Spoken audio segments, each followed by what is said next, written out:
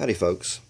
Before I get to the subject matter of the video today, I wanted to make sort of an announcement, and that's regarding my low level of activity on YouTube lately.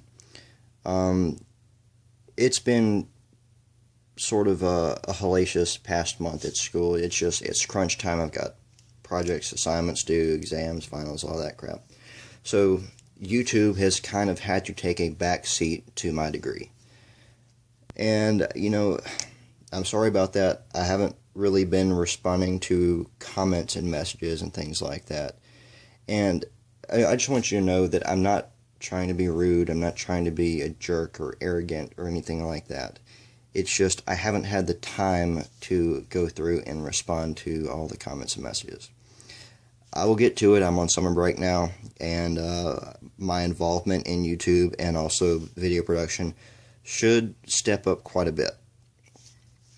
Also, for some reason, I am not getting notified about every message or comment that I get. So that is part of the reason why it may take a while for me to respond to some of these. I don't know if it has to deal with your settings regarding privacy or if you have to be on my subscription list or what, but I'd say less than half of the comments and messages that are left on my channel I actually get notified about through Google+. So basically, in order for me to respond to everybody, I have to go through my videos individually and see what people have left and respond to them through that, and it takes a long time. So I do appreciate you watching my videos. I do appreciate the feedback and comments and everything. Keep it up, and I will do my best to see it they get addressed a little more quick in the future. So as for the subject today, I wanted to talk about the edge thicknesses of the Cold Steel Voyager line. Now, as far as inexpensive, tough as nails knives, these are some of my favorite. AUS 8 blades. Cold Steel's AUS 8 knocks any others I've tried out of the park as far as the level of sharpness you can achieve and also how long that sharpness lasts. So I love Cold Steel's AUS 8. Now, regarding the edge thicknesses, I've already measured a couple of these. The next one I actually wanted to measure on camera to show you because it's sort of odd in my mind. Maybe some of you out there will think that also. So let's start with the medium-sized Voyager. As this came from the factory, the thickness behind the edge was 0.26 millimeters. That is just a hair over a 10,000th of an inch. No, over 10 thousandths of an inch, rather. 0.01 inches.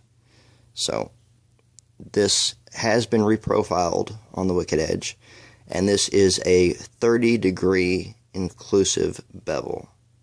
And as you can see, it's pretty narrow.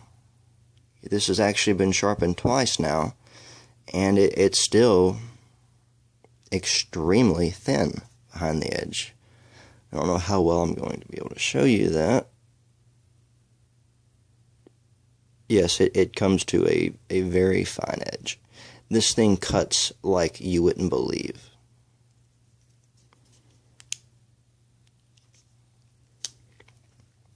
Next is the large size Voyager. This one, in my mind, is sort of the anomaly in the line. This has also been sharpened on the wicked edge. Also a 30-degree inclusive bevel. But the thickness behind the edge of this large is 0.65 millimeters.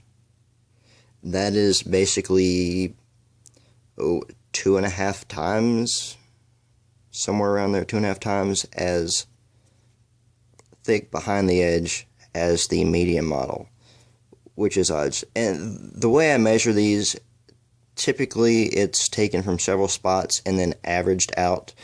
I'll explain this in a future video. Sometimes I have to sort of deviate from that plan because of the grind and edge thickness characteristics.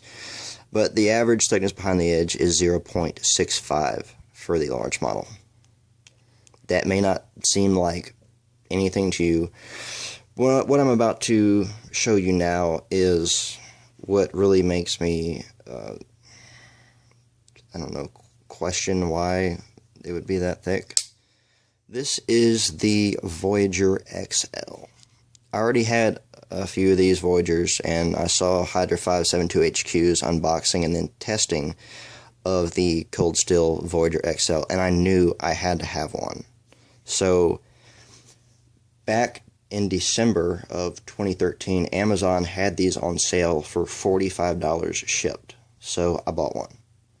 Got it, measured its edge thickness, cut with a little bit, and knew I had to have a backup. And I'm about to show you why I'm so impressed with this knife. Alright, so caliper, we're in millimeters, it's zeroed out. Now, I measured the other two off camera and had taken notes some time ago when they were new. The reason I'm not measuring them now is, number one, they've been reprofiled. Number two, because the edge is so perfect, I don't want a chance dinging it because I'm sort of wrapped around a tripod with a hardened steel caliper, and that would just be extremely aggravating to me. So,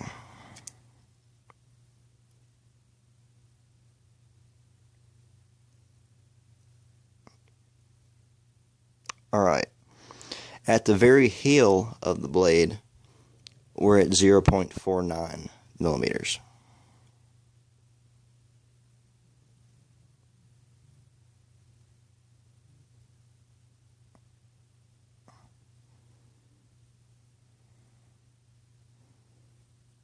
Come on.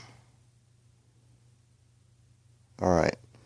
About 1.5 inches in front of that, we're at 0.38 millimeters.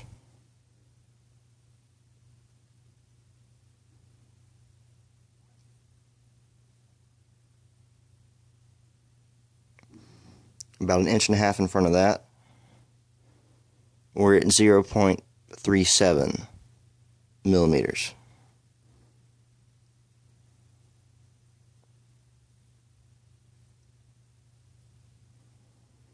At the belly, we're at 0.4.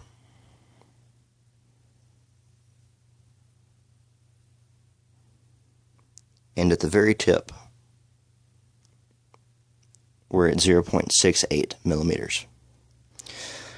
So quite a bit of the edge is under 0.4 millimeters.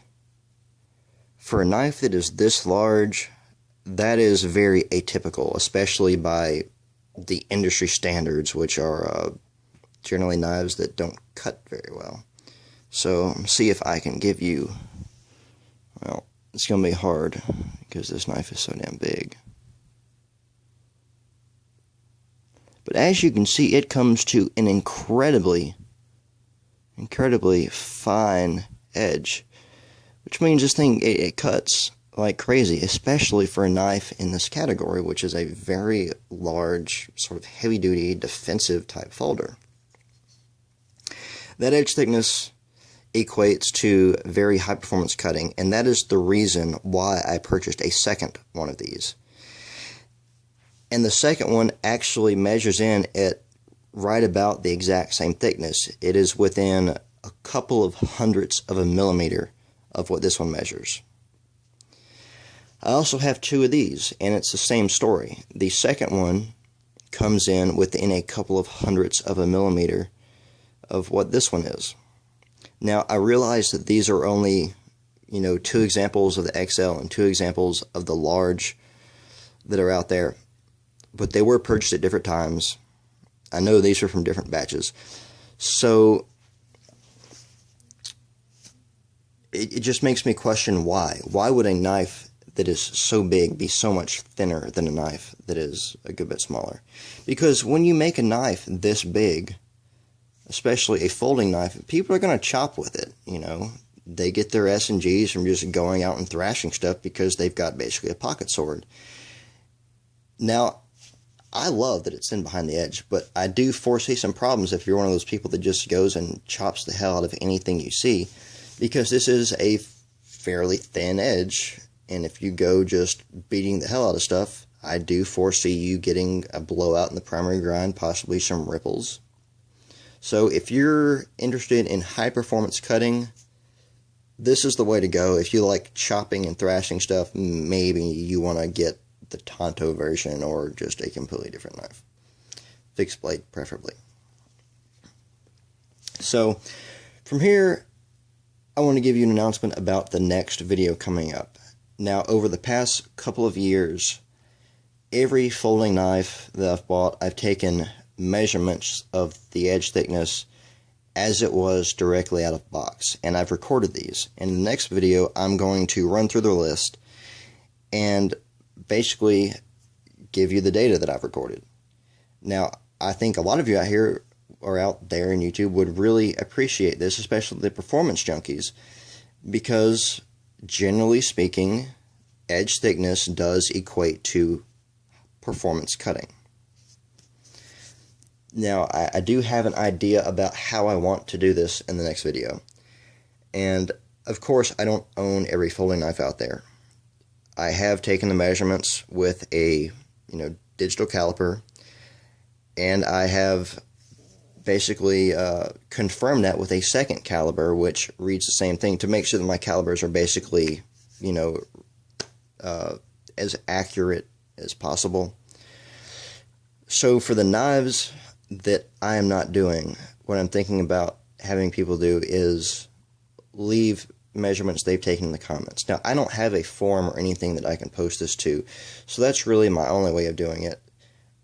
However, I will explain this further in the next video, because my goal for this is to have the data as accurate as possible. I don't need people with a ruler trying to measure edge thickness or just eyeballing it and leaving some random meaningless numbers. So, further information will come in the next video. Until then, thanks for watching, and I will see you soon.